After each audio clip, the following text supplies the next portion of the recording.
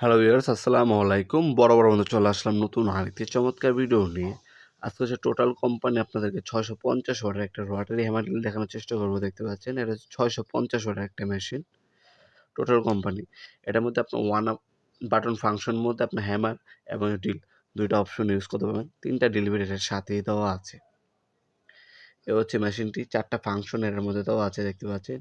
Hammer, hammer plus drill এবং drill 3টা option পাবেন। ফরওয়ার্ড এবং রিভার্স মোডটাও আছে।